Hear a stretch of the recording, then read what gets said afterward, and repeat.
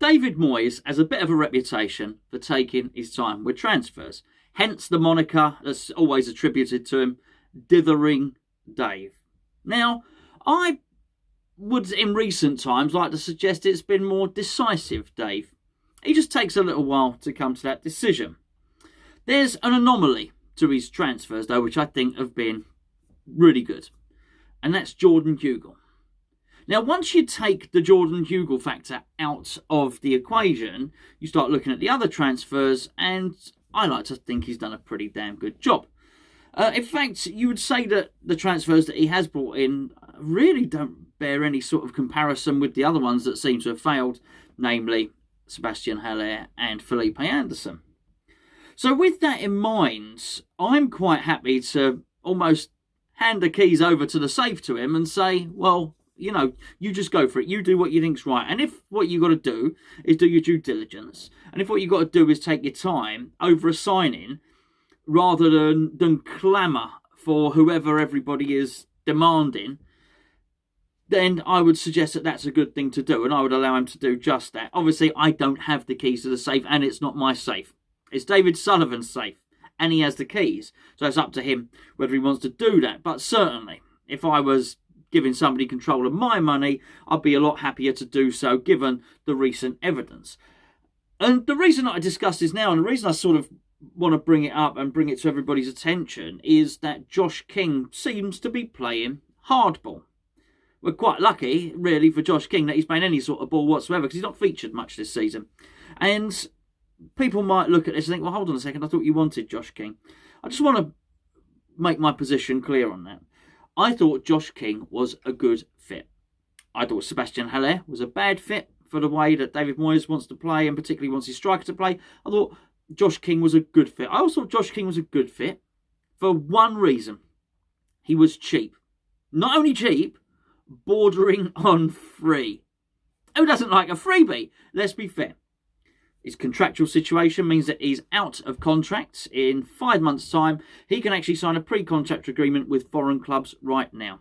As I understand it, he wants to stay in the UK. He's spent most of his career and a large portion of his life in the UK. He was born in Norway, Norwegian international, but I believe he was actually on Manchester United's books as well. So he's spent most of his time over here. Manchester United, of course, were rumoured to be interested in him. Maybe a year and a half ago, something like that.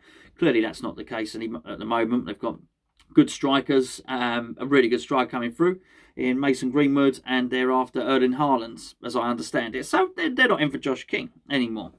So Josh King's position of strength is probably not what he thought it was. I would understand that, bearing in mind they were chasing him 18 months ago, he probably thought of himself maybe as an elite level striker. I don't view him as that. I view him as a utility player. I watched him play during what was the last bit of proper football we saw when fans were in the stadium. For most of that season, last season, he was playing on the left wing for Bournemouth. He did all right as well. I didn't think he was bad. I didn't think he was quite a winger. Just as when I've seen him play as a striker, I don't think he's quite a striker. He's a 10 goals a season striker, if you want. So why would we sign him, you may ask? Well, because he can do either or, and what David Moyes likes his striker to do is pull wide. He's mobile enough, he's pacey enough, and he's decent enough. He's a Premier League standard player that suits our system that might have been free or cheap because his contract's running out. Now, apparently the player wants over 100 grand a week, and for this reason, I would like us to sever any ties that we have and let him go on his merry little way. I think Josh needs to probably appreciate that the tide has turned in many respects in terms of football finances. It's not like big transfers won't happen anymore, but I don't see with us being, halfway through the window. There's not people, no one's getting near the world record transfer for Mbappe or Neymar or whatever it might have been. People are trying to do deals and swaps and trades and different bits and pieces because it's not a wash of money. But I certainly think the days of an average player or a Premier League standard player asking for 100 grand a week or getting 100, you can ask for it, but getting 100 grand a week are not. I just don't think it's right, and I don't think it's going to happen very much. The top players will continue to get the money. The average players, well, they need to reassess the way things are, and certainly their own demands. So for that reason, I would just leave it with Josh King. And the other the other factor in this is that apparently Bournemouth are holding out for 10 million. Now, again, I understand Bournemouth doing it. Bournemouth are in the Championship. Bournemouth are going to be skint. There's no money coming through the gate receipts. But he's not worth 10 million. He probably is worth 10 million if he's got 4 or 5 years on his contract. But with 5 months on his contract, he ain't worth 10 million. He's worth about 2 or 3. And that's really where we should be doing a deal. A couple of million for Josh King. Decent signing on bonus for him. Whatever, maybe £1 million or something like that. And on 50, 60 grand a week. That should be as it is. On a 4-year contract. That should be the deal. No more. And I think we should play hardball with him rather than them. And if not, we should walk away. Because looking at Jarrod Bowen running round, I don't know if you watched the Match of the Day highlights at all. But I thought they were really good. I thought there was a couple of times where you saw Bowen getting back and making the tackles and getting forward. So he's making tackles. He's helping Soufal out. He's getting crosses in. He's having shots.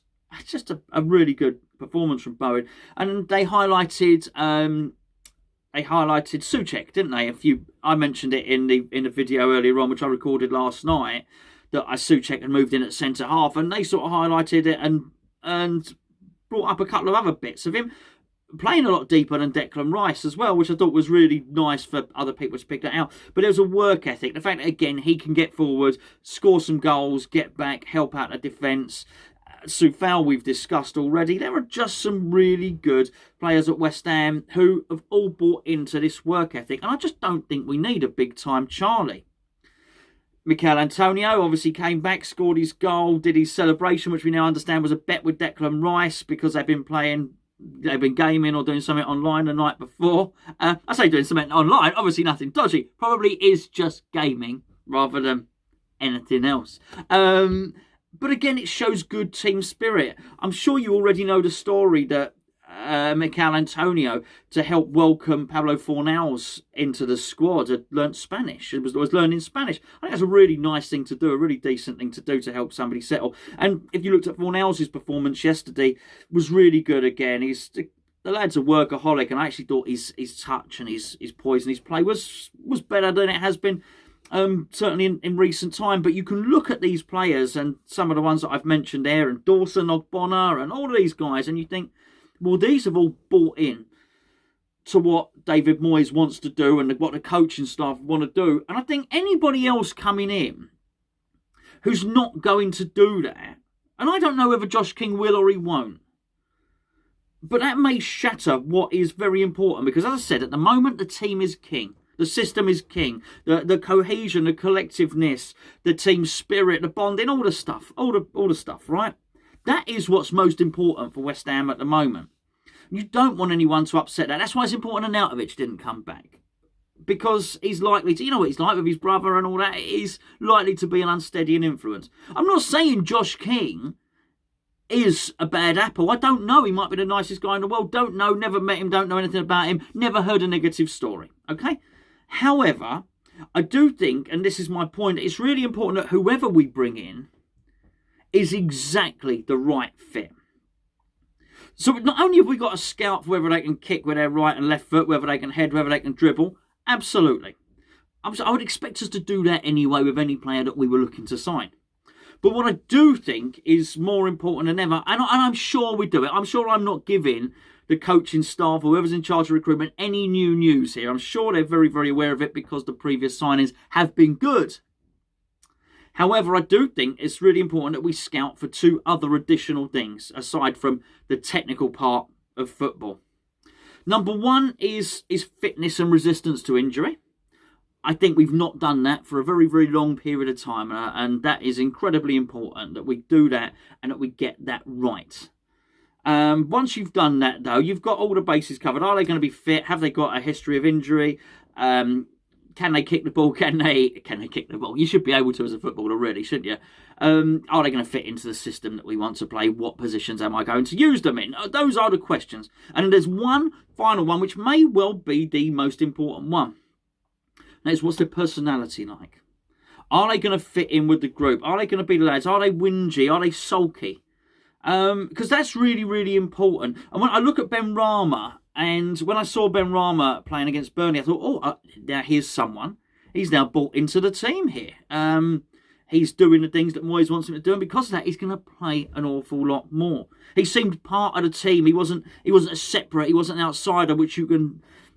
Felipe Anderson might be somebody that even if you just look at it, you think, okay, maybe he is. Sebastian Haller, we said body language isn't everything. Well, actually, it's quite a lot. It's quite important that you are celebrating with your teammates, that you're seen to be one of the group, that your body language doesn't suggest that you are detached and separate from everybody else. So these are really, really important things, actually, that when you are going to highlight somebody and when you're going to look to bring them in, they tick the boxes. I understand that's very difficult at the moment. You can't just jump on a jet, go over, go over to France or wherever, and you probably wouldn't. You probably just swim, wouldn't you, to France? But you can't go over there because of travel restrictions and spend a lot of time checking out somebody's personality, which is why I probably think that we got to get it right, and it might be better off just to look at players from this country. But that doesn't mean overpay. That really doesn't, because I think if you overpay and you get the wrong player in, then you're damaging something that's really, really good. I don't know. I don't know how they're going to do it. However, here's my point. If what we're not going to be able to do is get the players that we want to get in, that tick all those boxes that I just mentioned, if we're then looking at players who we sort of are fancy, but not really, we're not really sure about their personality, and we might have a little worry left or, over one aspect of their suitability to play for West Ham or another, I look at it and I think, do you know what? We're quite comfortable. I wouldn't bother. I really wouldn't. I've seen too many. I see a pattern almost every time. And the pattern is we get linked to a player that, I'll speak for myself, that I haven't heard of. I suspect a lot of people haven't heard of him. If they have, they might have seen him on a game or FIFA or a Championship Manager or something like that. But realistically, I know there's some people who do sit down, they watch German football and French football, and for that, I will accept it. But sometimes I think West Ham get linked with a player, and then we think we have to have him. Then Donker was a great case in point. As was Burge, Sander Burge, even better example. Sander Burge, who I think is a good player, don't get me wrong. But it seems to, we get linked to a player. No one mentioned it before. Okay, we've got to get this player, we've got to get this player, we've got to get this player. We don't get a player, and everyone says, why don't we get the player? I was desperate, I was really after him. And I think it's really, really important that we don't do that with some of these strikers, that we don't look at this deer, and when it falls through, because quite frankly, I ain't that impressed. I think he falls over quite a lot. He may well be good. I think at 10 million, it's probably an all right punt. But if we don't get him, if what we say as a club is to Rennes, I believe, we say to them, "Is your 10 million?" They turn around and say, "No, we want 20." I think it's really important that we don't say, "Oh, okay, we'll pay you 20." I think it's really important to say, "Do you know what? I think we'll go with what we got. I think I think we'll do something else. We'll walk away." And I think we have to be prepared to walk away. And I know if we did that, there'd be a lot of people saying, I know it, Look, I think I've got enough credit in the bank of criticising the board to suggest that I can do that, and I'm happy to. But I think in this instance, I don't want us to spend money unnecessarily. It's got to be the right player. And if Dia or Josh King or Bournemouth or anybody else want to try and pull our pants down over a deal, I think it's really important, bearing in mind we've got 29 points on the board, that we draw a line under it and say, do you know what? We ain't bothering. We're walking away.